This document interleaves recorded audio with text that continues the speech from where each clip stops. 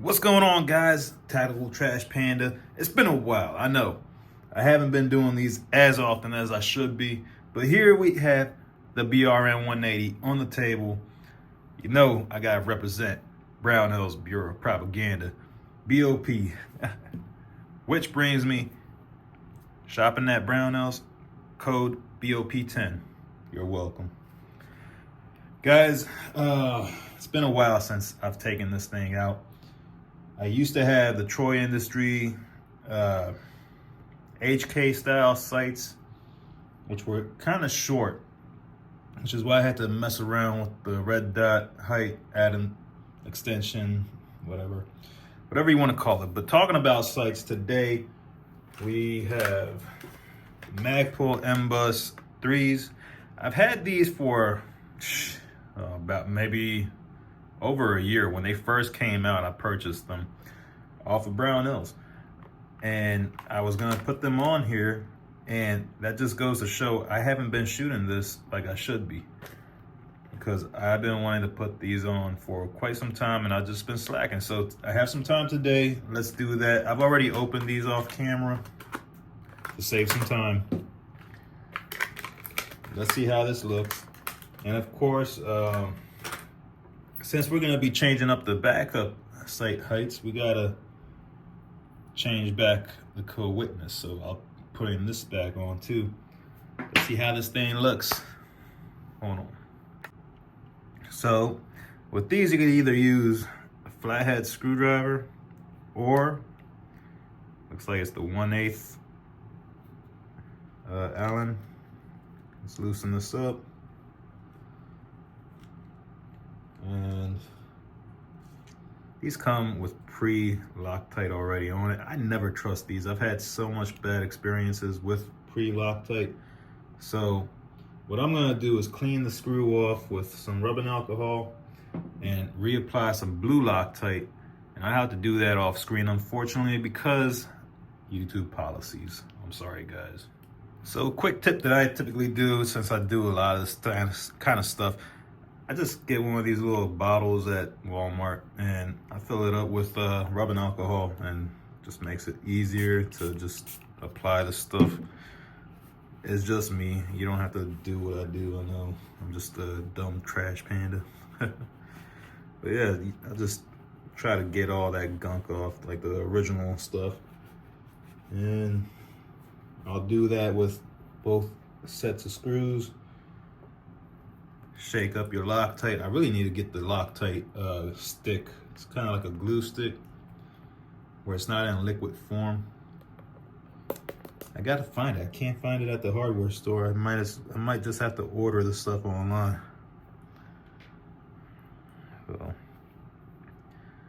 just apply a little dab. A little bit goes a long way. There you go. And just let that sit right there. Firearm is actually clear. Let's take that out. You'll see nothing in the chamber. And pop this on. All right, guys. When you're tightening these down, you don't have to cinch it all the way. A little bit goes a long way. Like I said, the Loctite will do the rest. And these will just flip up right here.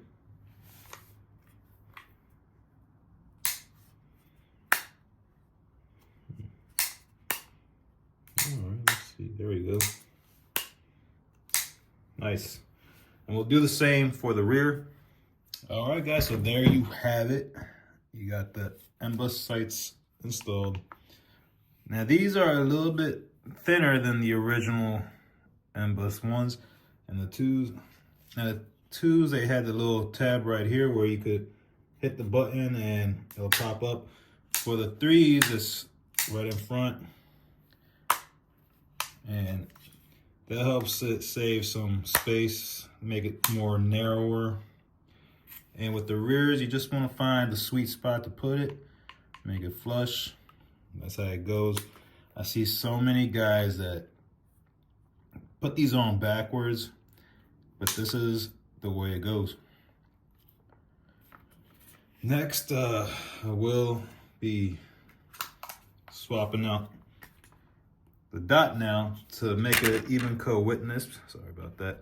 Because right now, the way the red dot's sitting and where the backups are, the backups are actually going to be a lot taller than how this is sitting. So let's take that off and put on the original spacer, which will help co-witness it. All right, guys, as you can see, I've taken off the dot, and that's the old Loctite. I'm gonna clean all these off with rubbing alcohol, then reapply some new Loctite. All right, guys, so I cleaned off the old Loctite as best as I could, and I'm just gonna put this on,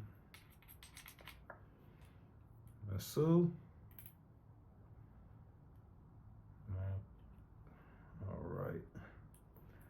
Now, with the Loctite,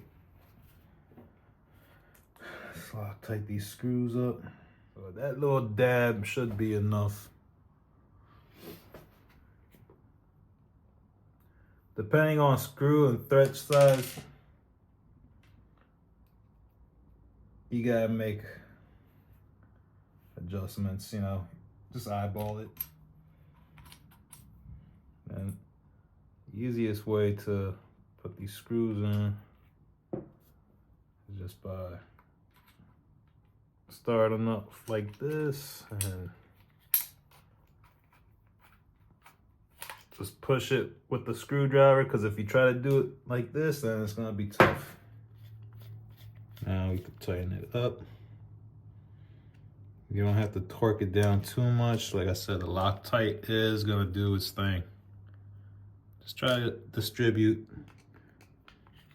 the same amount of torque on each screw.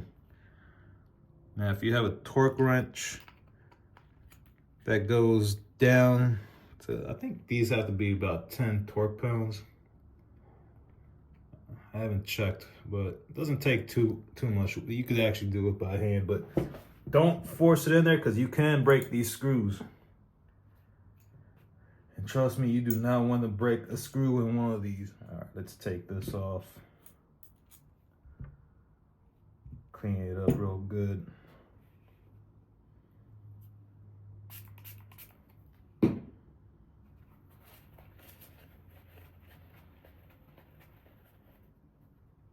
See all that? Now, I never put any Loctite on here because I never used it, but you see all that gunk that comes from the factory. That's why you want to de-oil it, degrease it, whatever you want to call it. You know, the factory cutting stuff for the threads.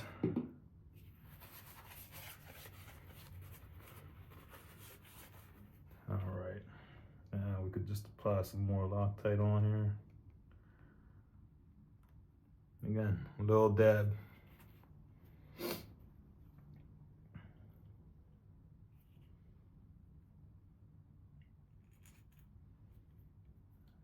Start that thread off, and now for tightening it down, find where you want to put it on your rail. Push it out like this and just put it on, then tighten it up. Let's do that now. So for me, this is typically the sweet spot that I like to put my dot on. Depending on what you're gonna be running, you may have to change that, but for me, this will do just fine. And